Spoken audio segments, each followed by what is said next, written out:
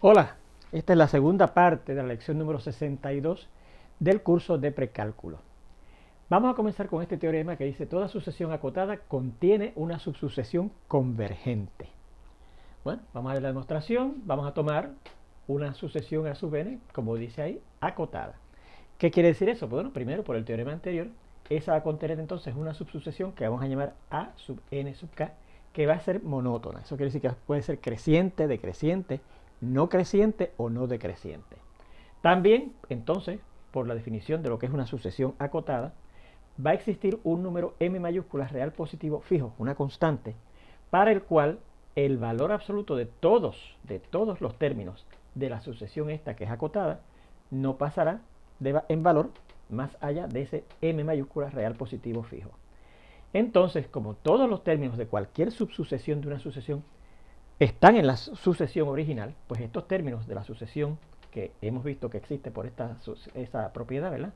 Ese teorema anterior, van a ser parte de esos términos que están ahí, ¿verdad? O sea que si yo quito esto y pongo esos, que son parte de ellos, tendremos que el valor absoluto de los términos de la subsucesión a sub n sub k en valor absoluto van a ser menores o iguales que esa m mayúscula real positiva fija para todos los términos de esa subsucesión de la sucesión original a sub n. Es decir, que esta subsucesión, ¿verdad?, además de ser monótona, está acotada, porque el valor absoluto de sus términos no pasan de cierto valor real positivo fijo. Bueno, pues entonces había un teorema que decía: si usted tiene una sucesión que es acotada y monótona, pues eso quiere decir que la sucesión es convergente. Así que por tanto la subsucesión a sub n sub k será convergente. Y hemos encontrado una subsucesión de la sucesión original convergente, acotada, que es convergente. ¿Ok? Muy bien, vamos a ver esta definición que dice: decimos que una sucesión a sub n es una sucesión de Cauchy si solamente si dado cualquier epsilon mayor que 0, no importa lo pequeño, existe un número natural n mayúscula, de manera que el valor absoluto de la diferencia de cualesquiera dos términos de la sucesión supuestamente de Cauchy, a sub m menos a sub n, va a ser menor que epsilon siempre y cuando esos suscritos de esos dos términos pasen más allá de esa n que supuestamente existe, si es verdad que esa sucesión que yo considere va a ser de Cauchy. ¿Okay? Vamos a ver este comentario para identificar qué quiere decir eso de lo que es, o entender un poco mejor, ¿verdad? Interpretar un poco mejor qué es eso de lo que es una sucesión de Cauchy. Mire lo que dice aquí. Observe que la definición anterior nos indica que a la larga existirá un número natural n mayúscula, de modo que cualesquiera dos términos con suscritos m y n que sean mayores que ese número natural n que supuestamente existe de la sucesión de Cauchy a sub n estarán suficientemente cerca, ¿verdad? Porque fíjense que la resta de ellos va a ser menor que cualquier epsilon positivo que yo le dé, no importa lo chiquitos que yo se lo dé, ¿verdad? Unos de otros. No que dos términos consecutivos. Quiero aclarar eso porque muchos estudiantes entienden como que cualesquiera dos términos consecutivos. No, cualesquiera dos términos que usted coja después de cierto número n, todos ellos van a estar pegaditos. Bien pegaditos, tanto que no se pasan del epsilon mayor que 0, no importa lo chiquito que yo le haya dado. ¿Ok? Eso es bien importante. Bueno, pues así suponga que los términos de una sucesión son los marcados en la siguiente recta numérica. Vamos a hacerla acá. ¿Ok? Vamos a dibujar aquí una recta numérica y vamos a marcar en ella varios términos de una sucesión, ¿ok?, que supuestamente es de Cauchy.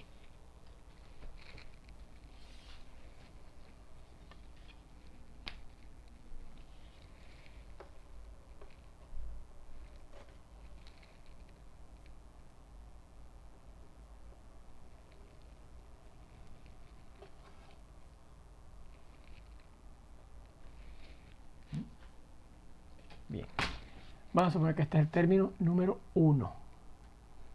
Vamos a suponer que es el término número 2. ¿Okay? Esto no quiere decir que es el número 1, el número 2, el término número 1, el término número 2. El término número 3 vamos a empezarlo a amontonarse. ¿Ves? Fíjense que la distancia de aquí a aquí es más grande que la distancia de aquí a aquí. Este es el término número 3. El término número 4, vamos a suponer que está aquí, que es todavía más pegadito que lo que estaban estos dos. El término número 5 vamos a cogerlo aquí. El término número 6, vamos a cogerlo aquí. El término número 7, aquí. El término número 8, aquí. el término número 9, aquí, el término número 10, aquí, el término número 11, aquí, el término número 12, aquí, etcétera. ¿Ok? Etcétera. Fíjense que los términos fueron amontonándose cada vez más porque supuestamente es de Cauchy, ¿verdad? Y claro, yo no sé si las de Cauchy son convergentes, pero vamos a poner una sucesión convergente, ¿verdad? Y vamos a suponer que yo le digo a usted esta distancia como mi epsilon, ¿ok? Vamos a llamarla epsilon sub 1, ¿ok? Esa distancia, bien. Usted dice, bueno, pues mira, si yo cojo esa distancia y la pongo aquí, mira, el primer término y el segundo término quedan más cerca uno de ellos, uno del otro, ¿verdad? Por menos de ese epsilon sub 1 que yo le di, que es esta distancia, ¿verdad que sí? Y usted dice, bueno, pues la n que estoy buscando es esa E1. Porque de ahí en adelante, usted dirá, cada dos términos van a quedar dentro de esa distancia, ¿ok? No se pasan, no se distancian uno del otro por más de esa distancia que yo le dije, ¿verdad? Aquí, o sea, que si usted entiende, ¿verdad? Cuando yo ponga esa distancia aquí, yo me noto que ya los primeros dos términos, el término número 1 y el término número 2, su distancia es menos que ese epsilon que yo le dije. Usted dice, bueno, pues el n que estoy buscando es 1. No. Porque eso no es lo que dice la definición de sucesión de Cauchy, ¿verdad? Es que cualesquiera dos términos a partir de cierto sitio no pasan, no se distancian uno del otro por más de esa distancia que yo les haya dado. Y usted dirá, bueno, pues entonces, y fíjese por qué entonces eso no sería n igual a 1. Porque entonces, ¿verdad? El 1 y el 2, fantástico, no se alejan uno del otro por más de ese epsilon. Y el 2 y el 3 tampoco, ¿verdad? Ahora, el 1 y el 3 ya se alejan por más de ese epsilon que yo les dije, ¿se fija? Y tiene que ser para cualesquiera dos términos, m y n, ¿verdad?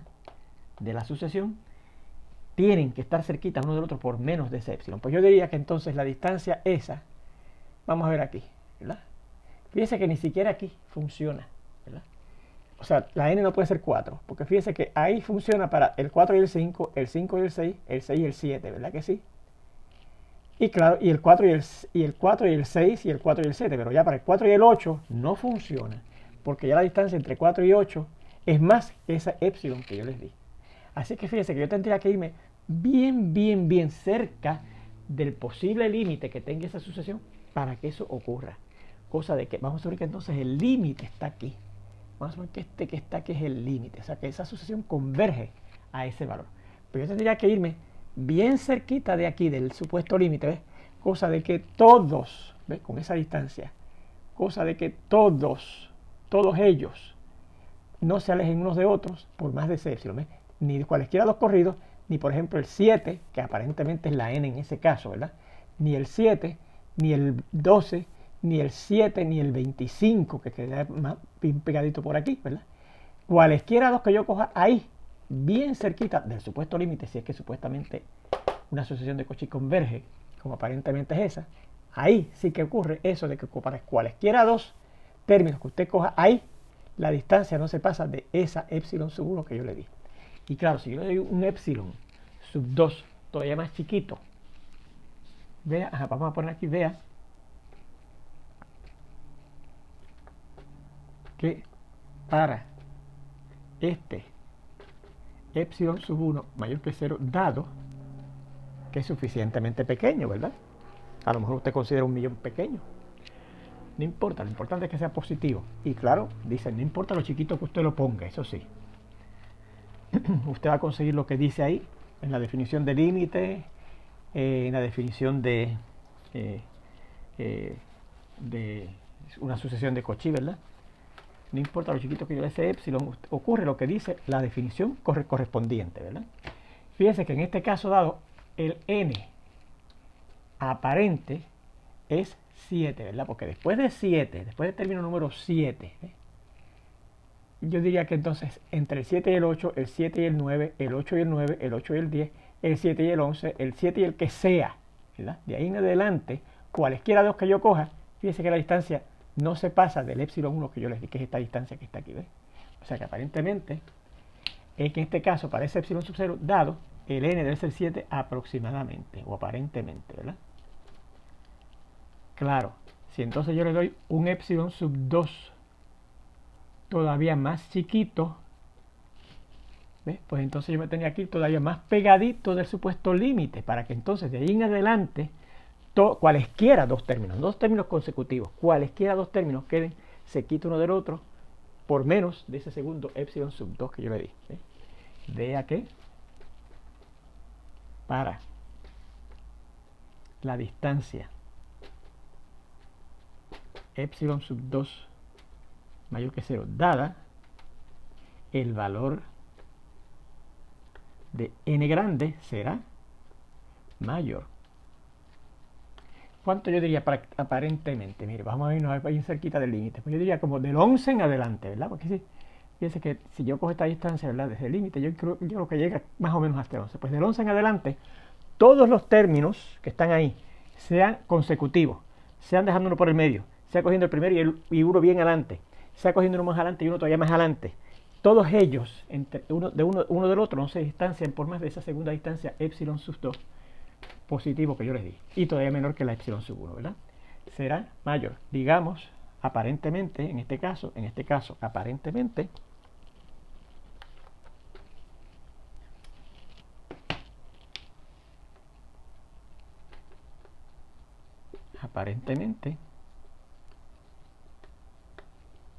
el n que necesito es 11, ¿verdad? Porque fíjense que si yo cojo y coloco esa distancia de 11 en adelante, ahí todos los términos que están ahí quedan juntos unos al otro, bien cerquitas unos de otros, ¿verdad?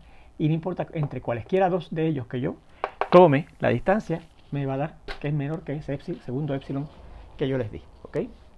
Bien, pues claro, aclarado eso, porque muchos estudiantes entienden que es la distancia entre cualesquiera dos términos consecutivos, ¿no? Entre cualesquiera dos términos que yo coja después de cierto sitio, entre ellos, no importa cuáles dos que yo coja, no se alejen por más de esa distancia epsilon sub 0 que yo les haya dado, ¿ok? Muy bien. Bueno, pues vamos a ver qué tenemos ahora. Vamos a ver unos ejemplos, ¿ok? Ejemplos.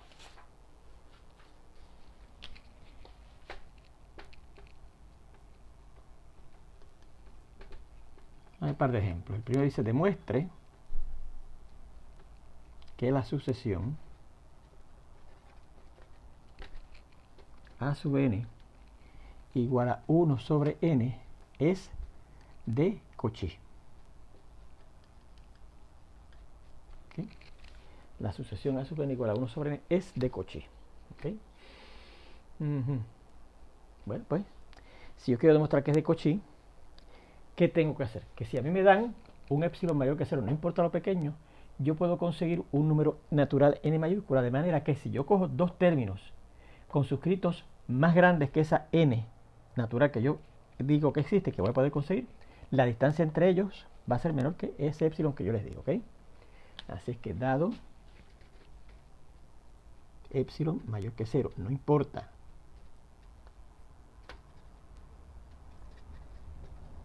lo pequeño,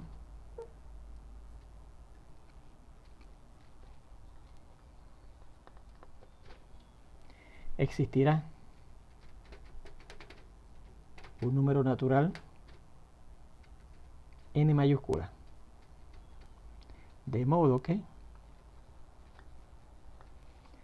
la distancia, vamos a ponerla aquí,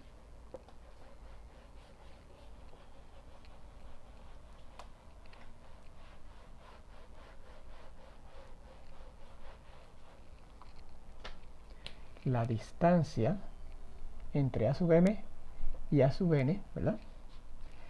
Entre esos dos términos de esa sucesión, que supuestamente es de Cauchy, no pasará de ese epsilon mayor que 0 que yo le he dado para todo m y n más allá de esa n que supuestamente existe y que es lo que yo tengo que encontrar que existe, ¿ok? Muy bien, bueno, pues a ver si es verdad. Vamos a trabajar entonces, como siempre, con la desigualdad que contiene lo que yo le doy, lo que usted conoce, ¿verdad? Yo le voy a dar un valor epsilon positivo, no importa lo pequeño que sea, ¿verdad? Pues ese valor que yo le doy es con el que usted tiene que trabajar, ¿verdad? A ver si es verdad que dos términos cualesquiera de la sucesión que pasen de cierto sitio no se alejan uno del otro por más de ese epsilon que yo le haya dado, ¿ok? Así que decimos, pero vamos a empezar con diciendo a sub m menos a sub n será menor que epsilon si solamente si ocurre lo siguiente. Bueno, ¿qué es a sub m? Pues fíjense que la fórmula para la sucesión a sub n es 1 sobre n, así que a sub m será 1 sobre m. 1 sobre m menos, y el a sub n será, entonces, sustituyendo en la sucesión, 1 sobre n precisamente, ¿verdad? 1 sobre n será menor que epsilon. Y eso será cierto si solamente si, vamos a ver.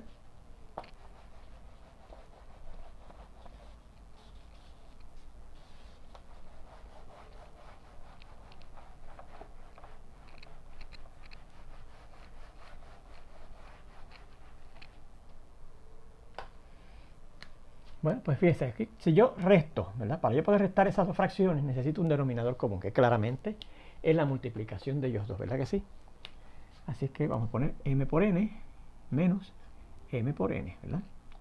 Y entonces fíjense que en la primera fracción ahora ya tendría que multiplicar la m, que es el denominador, por n, así es que el numerador también tengo que multiplicarlo por n.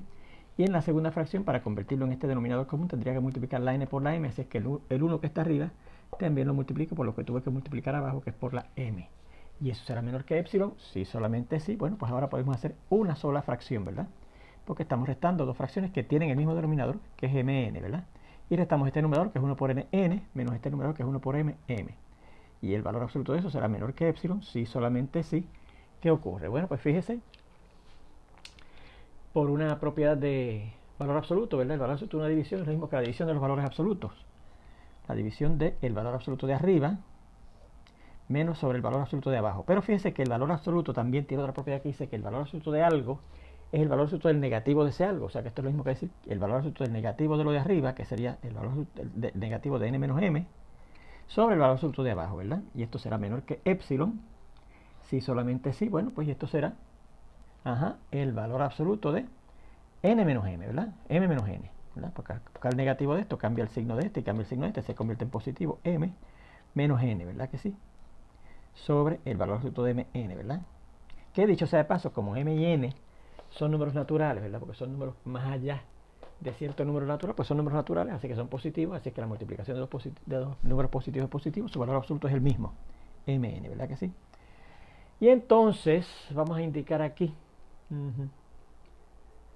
vamos a añadir aquí una propiedad, una condición más. Si m es mayor que la n, ¿verdad? Vamos a suponer que esos dos términos, a sub m y a sub n, el término número m está más allá del término número n, ¿ok? O sea, m es mayor que la n. Así que aquí al yo restar m menos n, ¿verdad? Que va a ser positivo, pues será el valor absoluto de él será el mismo, ¿verdad? O sea que esto es lo mismo que decir valor absoluto de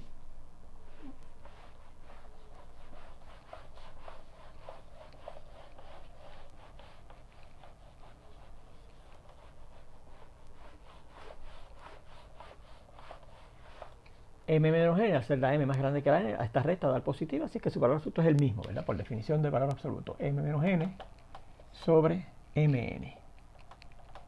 Pero yo digo que esto es más grande que esto, ¿verdad? Que es más chiquito, perdón, que esto, ¿verdad? Que m sobre mn. Y yo digo que eso va a ser menor que el epsilon. ¿Por qué yo digo que esto es más grande que esto? Porque fíjense que aquí al numerador yo estaba restando algo, ¿verdad que sí? Algo positivo. Así es que este numerador tiene cierto valor y va a ser un valor más pequeño que este, porque aquí no le estoy restando esa cantidad. Se fija, aquí no le estoy restando esa cantidad. Así que esta fracción, si yo no pongo la resta de esa n, que se la estoy quitando a la m, lo que me resulta que esta fracción va a ser más grande que esta. Repito, porque el numerador entonces va a ser más grande que este numerador, porque aquí no le estoy quitando a la m una cantidad, ¿verdad? Y claro, si en una fracción el numerador es más grande que el numerador de otra fracción que tiene el mismo denominador, pues esta fracción es mayor que esta, ¿verdad que sí? Y entonces esto es equivalente, y yo digo, ay, eso es mayor que epsilon. ¿Por qué? Porque recuerde que esa m yo la puedo coger tan grande como yo quiera, ¿verdad? Así es que si la cojo tan grande como yo quiera, pues, y yo tengo un valor aquí, epsilon, pues yo puedo hacer esto tan chiquito como yo quiera, poniendo un número cada vez más y más grande. Y usted dirá, bueno, pero es que se cancela aquí, así que lo ponga grande y lo ponga aquí, no importa. Bueno, pues vamos a cancelarlo, ¿verdad? ¿Y qué me queda aquí? Que entonces 1, que es lo que me queda arriba, sobre n, va a ser menor que epsilon. Y ahí esto lo veo bien claro, que entonces esto sí yo lo puedo hacer tan chiquito como quiera, porque la n al igual que la m, se pasaba de cierto sitio, ¿verdad? Y yo no puedo coger ese sitio todavía, no en ese sitio, sino un sitio todavía más grande para asegurarme que sea más pequeño esta cantidad de epsilon, ¿verdad? Porque entre una cosa bien grande se puede hacer tan chiquita como yo quiera, ¿verdad? Y entonces de aquí yo saco que la n, recuerde que esto es positivo, ¿verdad? Porque la n es un número natural y el recíproco de un número natural que es positivo. Y si dos números comparan de esta manera y son positivos, sus recíprocos, el recíproco de este que es n, será al revés, mayor que el recíproco de este otro, ¿verdad que sí? Así que por lo tanto eso quiere decir que la n tiene que ser mayor que ese 1 sobre epsilon y también la m, ¿verdad que sí? Así que por lo tanto la n que estoy buscando sería, y para que esto sea entero, vamos a buscar la parte entera de esta, 1 sobre epsilon, y vamos a sumarle 1 para asegurarnos, ¿verdad? Que el n que cogemos, la m y la n, si se pasan de eso, que es todavía más grande que esta n, o más lo que sea, ¿verdad? Pues me aseguro que los términos a sub m y a sub n no pasarán en distancia del epsilon mayor que 0 que yo le haya dado, no importa lo chiquito que sea la epsilon, ¿verdad? Así que efectivamente, sí, ¿verdad? Esa sucesión a sub n igual a 1 sobre n es de Cauchy, porque fíjense que encontré un número n, después del cual si usted coge la n y claro la m, que es todavía mayor, ¿verdad? Entonces esa distancia entre ellos dos va a ser menor que el epsilon que yo les di. Y esa es la definición de una sucesión de Cauchy. Vamos a ver este segundo ejemplo que dice, también demuestre que la sucesión, esta que les voy a dar aquí, ¿cuál es? Una sucesión definida recursivamente. A sub 1 va a ser un medio. Y a sub n, de ahí en adelante, va a ser a sub n menos 1 más 1 sobre 2 a la n. Si la n es mayor o igual que 2, ¿verdad? Esto define los términos de una sucesión a sub n, ¿verdad? Que fíjense que está definida recursivamente. Le dan el primer término y de ahí en adelante se lo definen en términos del término anterior, ¿verdad? Perdonen la redundancia. Bien, vamos a demostrar que esa sucesión es de Cauchy. ¿Okay? Pues también yo tengo que encontrar, si yo le doy a usted un epsilon mayor que 0, no importa lo pequeño que se lo dé, tengo que encontrar un número n natural, mayúscula, de manera que si yo cojo dos términos con suscritos, más allá de esa n mayúscula que yo debo de encontrar, entonces la distancia entre esos dos términos con esos dos suscritos, que son más grandes que esa n grande que voy a buscar, la distancia no se pasa del epsilon que yo les di. ¿Okay? O sea, el valor absoluto de a sub m menos a sub n es menor que el epsilon. Bueno, pues vamos a empezar diciendo, suponga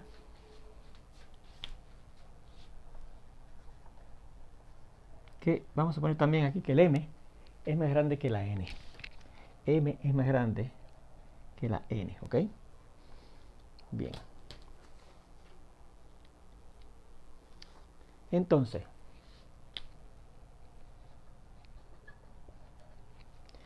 el a sub m, que es el más grande, ¿de qué consistirá?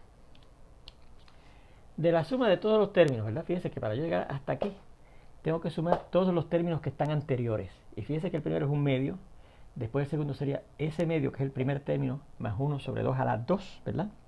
O sea, el primer término será un medio, ¿verdad? Porque fíjense, si es el término número 2, el término anterior es un medio. Y el segundo será 1 sobre 2 a la 2. Y si m es 3, pues será eso, que son el término anterior, más 1 sobre 2 a la 3 entonces, ¿verdad? Porque si la m es 3, más 1 sobre 2 a la 3. Más. Y así seguiré hasta llegar finalmente a 1 sobre a la m. 1 sobre 2, perdón, a la m, ¿verdad? Porque hasta donde llegue, ¿verdad? Hasta 1 sobre 2 a lo que sea el suscrito. Pero como la m es más grande que la n, pues en algún momento paso por el término número n. 1 sobre 2 a la n, ¿verdad? Y entonces, claro, después de ese término vienen, antes de llegar a este último, que es hasta donde tenemos que llegar, ¿verdad? Si es a sub n, llega hasta 1 sobre 2 a la n. Si es a sub m, llegamos hasta 1 sobre 2 a la m. Pero después de ese término, por el cual tenemos que pasar por encima, porque la m es más grande que la n, paso en algún momento por el término número n, ¿verdad? Por el término número n, porque la m va a ser más grande que la n, que será 1 sobre 2 a la n, ¿verdad? Y entonces seguimos, el siguiente, vamos a escribir aquí, antes de llegar a este, yo lo puse así, ¿verdad? Pero vamos a añadir estos términos, ¿verdad? El siguiente sería el 1 sobre 2 a la n más 1. El siguiente término sería 1 sobre 2 a la n más 1. Más, y el siguiente sería 1 más a la 2 a la n más 2. Más.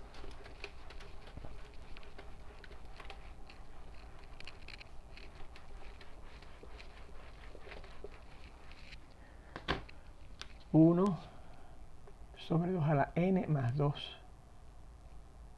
Más el siguiente término que será 1 sobre 2 a la n más 3.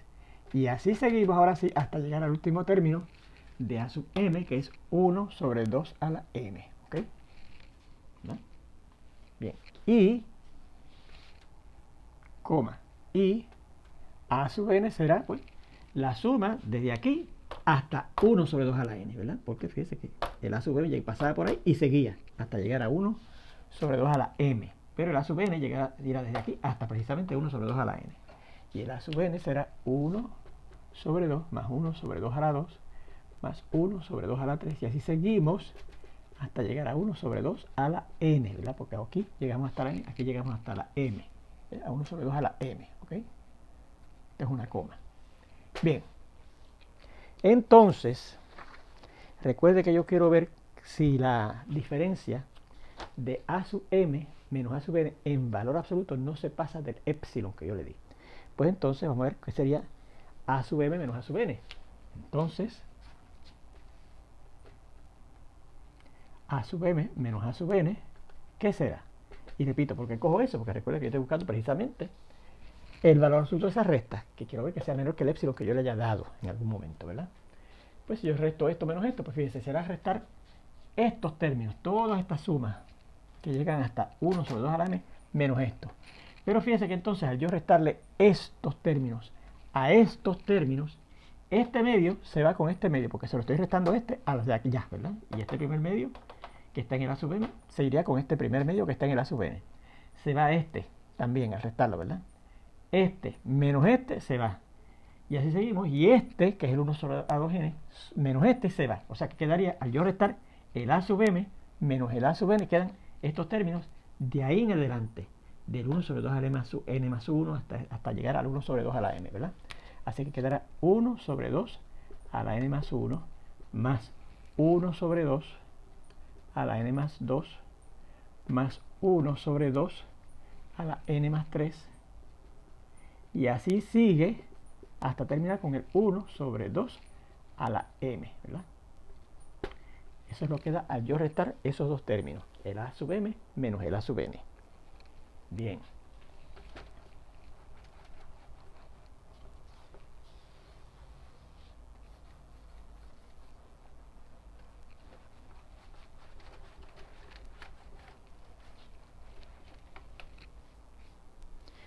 Ok. Bueno, entonces, luego,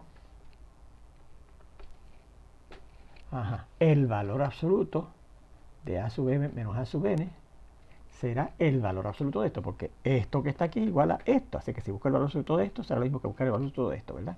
El valor absoluto de 1 sobre 2 a la n más 1, más 1 sobre 2 a la n más 2, más 1 sobre 2 a la n más 3, más, y así seguimos, hasta 1 sobre 2 a la m. ¿Verdad que sí?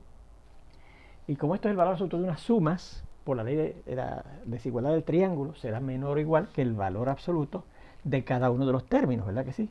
Será menor o igual que el valor absoluto de 1 sobre 2 a la n más 1, más 1 sobre 2 a la n más 2, más 1 sobre 2 a la n más 3, y así seguimos hasta llegar a 1 sobre 2 a la m, ¿verdad? O sea, menor o igual que el valor absoluto de esto, más el valor absoluto del otro, más el valor absoluto del otro, más el valor absoluto del último, ¿verdad? Bien. Ok. Ahora vean que 2 es mayor que 1, ¿verdad que sí? Y eso es positivo, ¿verdad que sí? Por lo que, bueno, por una propiedad, ¿verdad? Que usted puede demostrar con inducción matemática, y había un problemita así en los problemas de inducción matemática, que 2 a la n más 1 será mayor que 1 a la n más 1, que es 1, ¿verdad que sí? 2 a la n más 2 será mayor que 1 a la n más 2, que es 1. 2 a la n más 3, este número que está aquí, será mayor que 1 a la n más 3, que es 1, ¿verdad? Y así sigue todos esos términos, ¿verdad? Todos esos números, hasta llegar a 2 a la m, serán mayores que 1, ¿verdad que sí? Y que eso es positivo. Por lo tanto,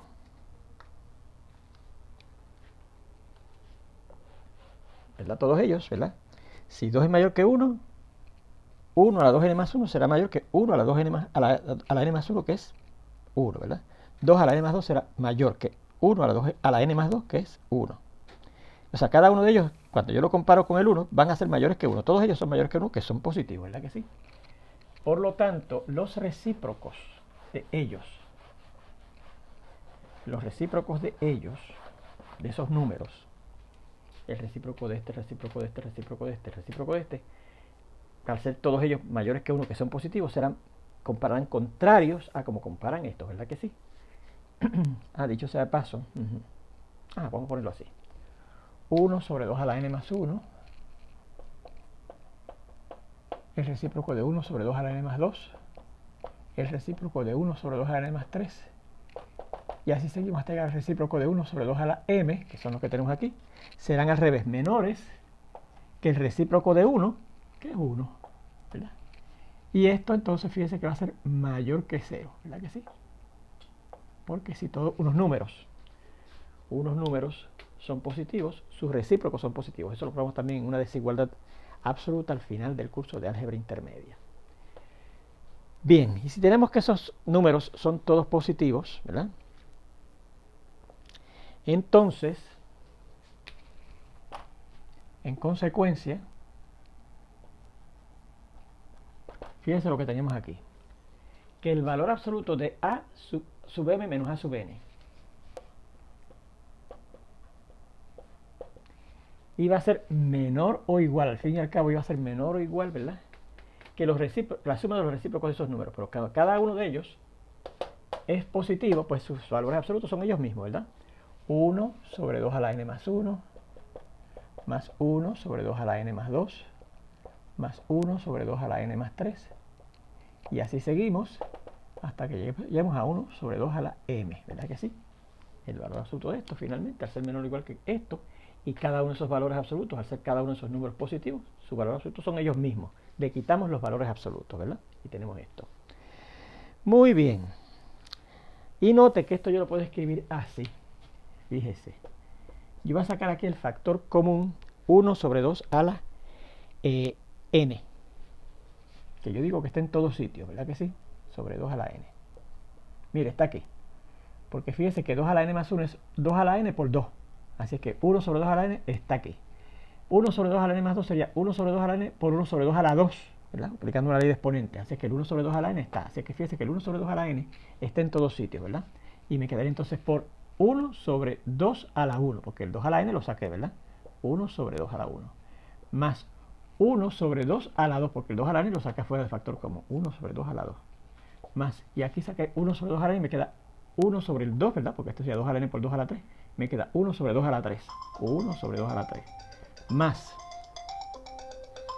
Vamos a terminar con este paso. Y así seguimos hasta llegar aquí a 1 sobre 2 a la. Y fíjense que como yo quité, perdón, estos eran